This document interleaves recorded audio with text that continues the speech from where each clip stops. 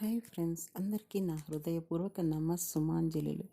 Louis ఎల్హే గారి మన జీవితం మన చేతుల్లో పార్ట్ 2లో 3వ భాగం.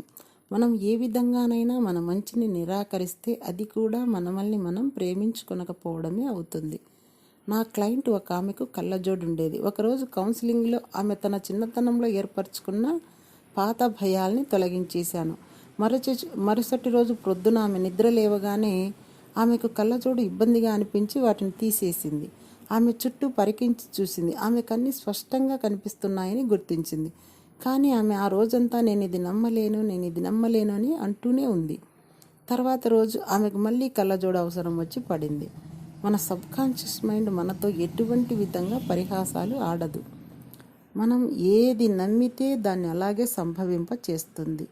ఆమెకి ఇక కళ్ళజోడు అవసరం లేదని, అన్నీ స్పష్టంగా కనిపిస్తున్నాయనే విషయాన్ని ఆమె నమ్మలేకపోయింది.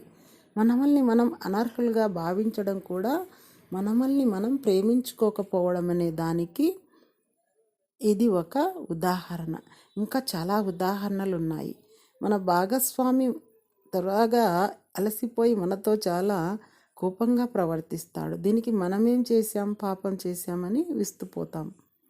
మన భాగస్వామి ఒకటో రెండో సార్లు మనల్ని బయటికి తీసుకెళ్తాడు. ఆ తర్వాత అస్సలు పట్టించుకోడు. మనలో ఏదో లోపం ఉందని ఆలోచిస్తాం. మనం జీతం పెంచమని యాజమాన్యాన్ని అడగడానికి కూడా వెనకాడతాం. పత్రికలలో, టీవీలలో, సినిమాలలో వచ్చి తారల శరీరాలతో మనల్ని పోల్చి చూసుకొని మనల్ని మనం తక్కువగా భావించుకుంటాం. వ్యాపారం సరిగా జరగకపోయినా, రావాల్సిన వాట రాకపోయినా, మనం అందుకు తగిన వారు కారని మనకు ఆ పని అచ్చిరాదని భావిస్తాం. మనం ఎవరితో అయినా పూర్తిగా దగ్గరయ్యేందుకు కూడా భయపడుతూ ఉంటాం. మీరు స్వతంత్రంగా నిర్ణయాలు తీసుకోవాలంటే వెనకాడతారు. ఎందుకంటే మీరు తీసుకునే నిర్ణయాలు తప్పకుండా తప్పు అవుతాయని మీరు ముందే నిర్ణయించుకున్నారు కాబట్టి. పై విధాలుగా కాక మరిన్ని విధాలుగా మీరు అనర్హులనే భావాన్ని వ్యక్తపరుస్తారో గమనించుకుంటూ ఉండాలి. పసిపిల్లలు చాలా పరిపూర్ణులు. పసిపిల్లలుగా ఉన్నప్పుడు మనం కూడా అంతే పరిపూర్ణులమే. పసిపిల్లల పరిపూర్ణులయ్యేందుకు ఏమీ చేయాల్సిన అవసరం లేదు. ఎందుకంటే వారు పరిపూర్ణంగానే ఉంటారు. వారికి ఈ విషయం తెలిసినట్లుగానే వారు ప్రవర్తిస్తారు. వారు ఈ విశ్వానికి కేంద్రాలని వారికి తెలుసు.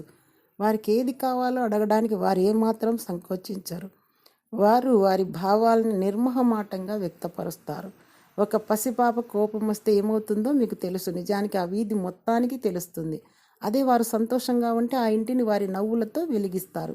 ఈ విషయము మీకు తెలుసు. వారు ఎప్పుడూ పూర్తిగా ప్రేమతో నిండి ఉంటారు.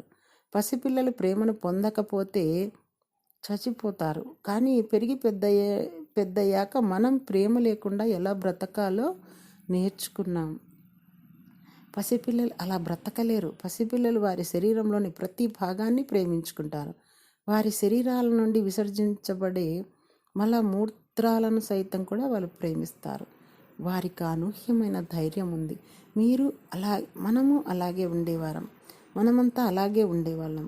తర్వాత మన చుట్టూ ఉన్న పెద్దల మాటలు విని ఎలా భయపడాలో, ఎలా ప్రేమరహితంగా జీవించాలో, ఎలా మన దివ్యత్వాన్ని దిగజార్చుకోవాలో నేర్చుకున్నాం. నా క్లయింట్స్తో ఎవరైనా ఎంతగా తీవ్ర భయభ్రాంతులతో దయనీయంగా ఉన్నా, ఎంతగా ప్రేమ లేక ముకుటించిన హృదయాలతో ఉన్నా నేను నమ్మను. నా పనంతా వారిని కాలంలో వెనక్కి తీసుకెళ్ళి నిజంగా వారిని వారు ప్రేమించుకునేటట్లు వారికి తెలుసుననే విషయాన్ని వారికి తిరిగి గుర్తు చేయడమే. ఈ విధంగా చేయమని చెప్తాను. Mirror work.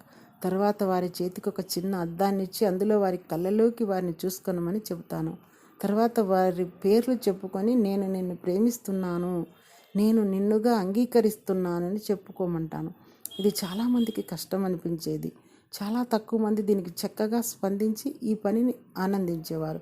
కొద్దిమంది నో అని అరిచేవారు, కొంతమంది ఏడ్చేవారు, కొంతమంది కోప్పడేవారు, కొంతమంది వారి రూపాన్ని గుణగణాలని తక్కువ చేసుకునేవారు, కొంతమంది ఈ పని చేయలేమనేవారు.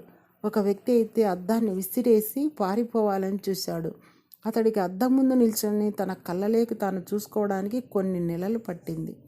కొన్ని సంవత్సరాలుగా అద్దంలో కనిపించే నా మొహాన్ని నిందించుకోవడానికి నేను అద్దంలో చూసేదాన్ని. గంటల కొద్దీ అద్దం ముందు నిలబడి ఊరికే నా కనుబొమ్మలపై వెంట్రుకల్ని పీక్కుంటూ ఇన్నాళ్ళు ఎలా గడిపానా అనేది తలుసుకుంటే ఇప్పుడు నాకే ఆశ్చర్యం వేస్తుంది. అప్పుడు అద్దంలో నా కళ్ళలోకి కళ్ళు పెట్టి చూసుకోవాలంటేనే భయపడేదాన్ని. ఈ విధంగా అద్దంలో నన్ను చూసుకుంటూ నేను నిన్ను ప్రేమిస్తున్నాను, నిన్ను నీవుగా అంగీకరిస్తున్నానని చెప్పుకోవడం నాకు చాలా బాగా పనిచేసింది. అరగంట కాలంలోనే నా సమస్యలకు కారణమైన నాలో అంతర్గతంగా ఎన్నో ఏళ్లుగా పాతుకుపోయిన నా నమ్మకాలు, ఆలోచన విధానాలు, నా మాటలు, ఇతరుల మాటలు పైకి తేలాయి. ఇలా మన అంతరంగంలోకి చూసుకొనకుండా సమస్యలకు కారణాలను కేవలం బహిర్గతంగా వెతుక్కుంటూ పోతే ప్రతి చిన్న విషయాన్ని పట్టించుకుంటూ ఎంతసేపైనా గడపవచ్చు. అలా చేసినప్పుడు సమస్యకు సమాధానం దొరికిందని మనం తేల్చేలోపే అది ఇంకో దగ్గర మొలకెత్తి ఉంటుంది.